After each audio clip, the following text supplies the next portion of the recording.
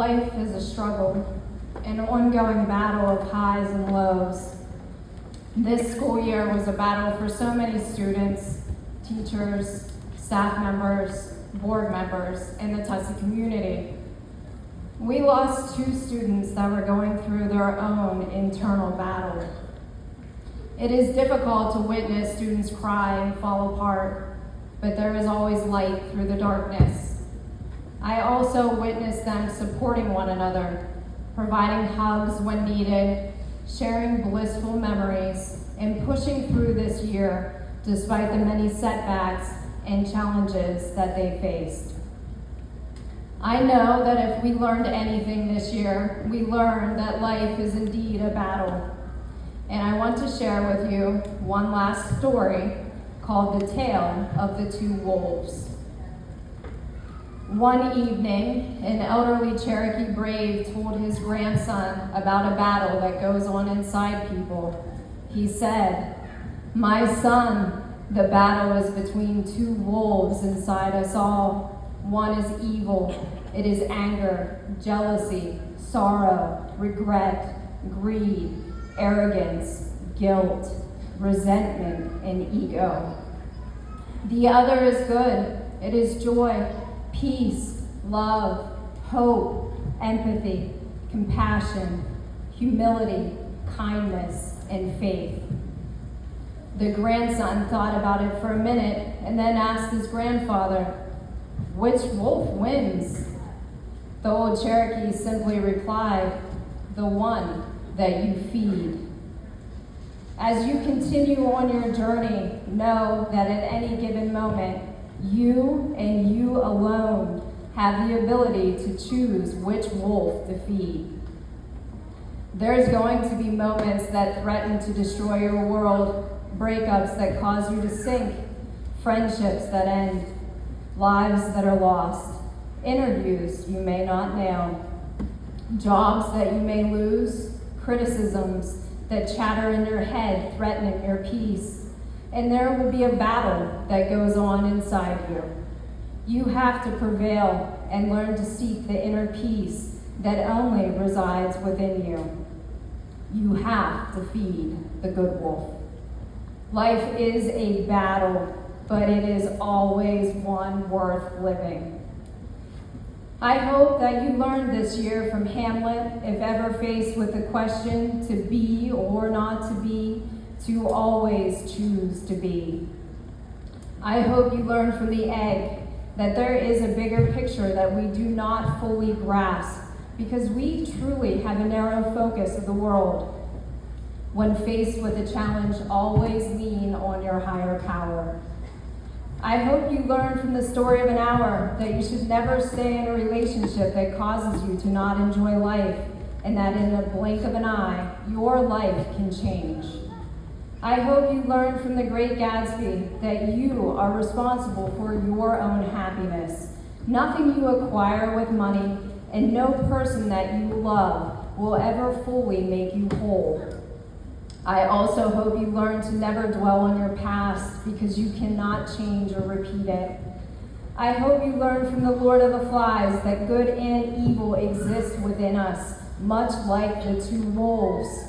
But even when no one is looking, like Ralph, always choose what you know is the right thing to do. I hope you learn from the memoir Night that forgiving those that hurt you can be freeing and is the true key to happiness. Like Elie Wiesel, one should never retaliate with violence, but instead use your voice as a powerful tool for change. I hope you learn from the Black Cat that alcoholism and any addiction can rupture not only your life, but the lives of those that love you. I hope you learn from the Scarlet Ibis that the people that come into our lives are our biggest teachers. We can learn very valuable lessons from everything we experience in life, even the heartaches. Those experiences, positive and negative, shape us into who we are. Never allow pride to cloud your compassion for those around you. One never knows what a person is going through at any given moment. so always choose to possess empathy. Shakespeare's words truly do transcend time, so do not ever forget the most famous lines from Hamlet, "To thine own self be true." Always be true to yourselves, follow your heart, trust where it will lead you, and nurture the good wolf that resides within. As a class, you have made a lot of memories together, and I want to share with you what I personally will never forget. Forever imprinted in my mind will be Levi, aka Bud, and Carter, between every single class meeting at Carter's locker to get a sugar high. They hoarded candy in their lockers like squirrels collecting nuts for a harsh approaching winter. As soon as they would open the locker, sugary sweets would fall out with wild recklessness, and Mrs. Kermansky's eyes would roll. On the topic of food, probably the most appalling thing that I have witnessed was going into a public bathroom to Ava and Mackenzie eating pickles right outside the stall. Now, don't get me wrong, I love pickles, but that's just nasty.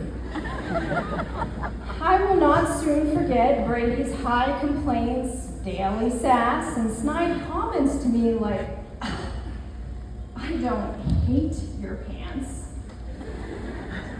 I will also never forget Maddie and Kendon's various doodles on their literary analysis papers, or Hayden's foul language. You know, it's almost like he's trying to get a CDL or something.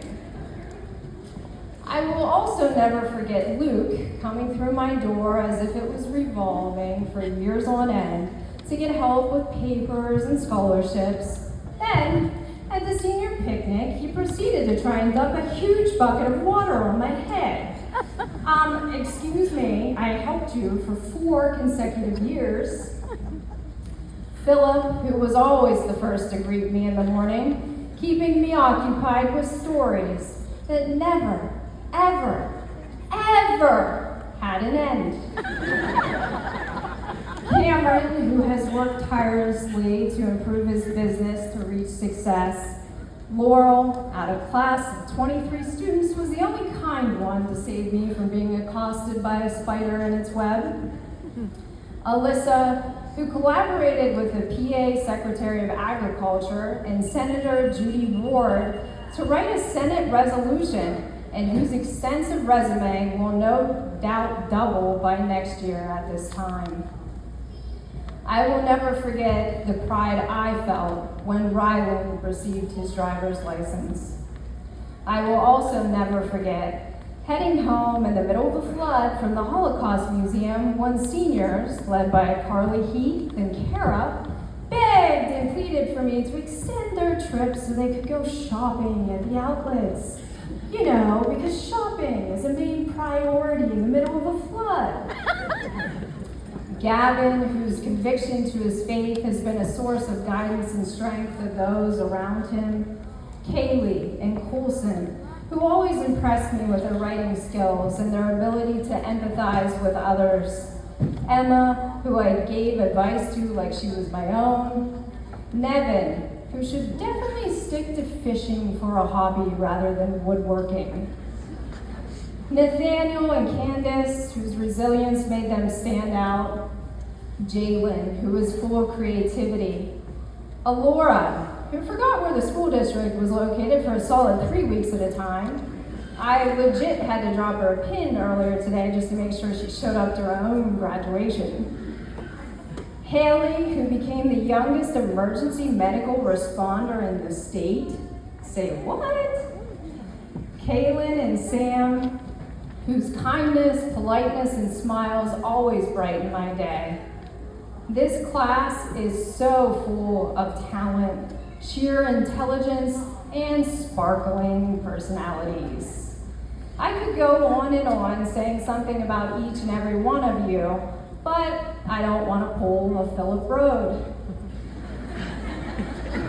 So, instead, I want to end with a poem I wrote in memory of your classmate, Abby Saylor, titled, What We Wish You Knew.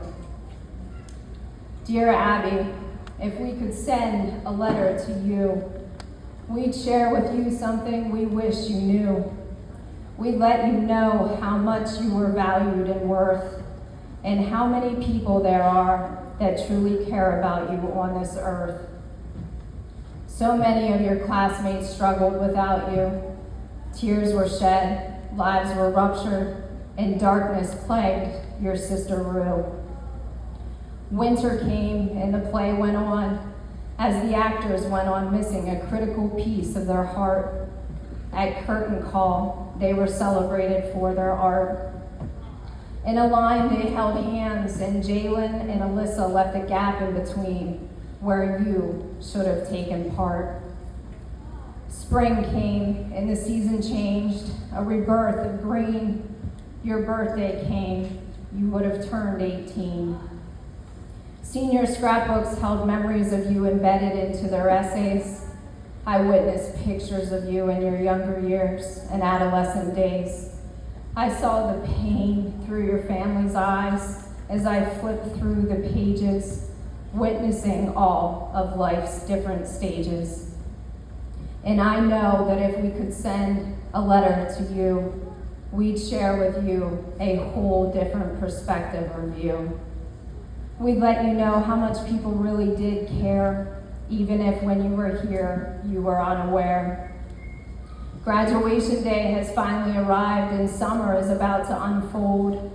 Throughout our journey in life, it is memories of you that in our hearts we will hold.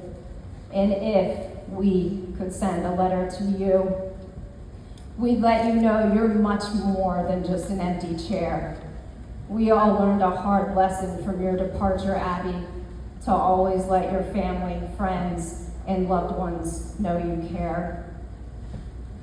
Class of 2024, although the final curtain is closing on your high school career and your time at TM is coming to an end, our love for each one of you emits beyond the brick mortar of this building.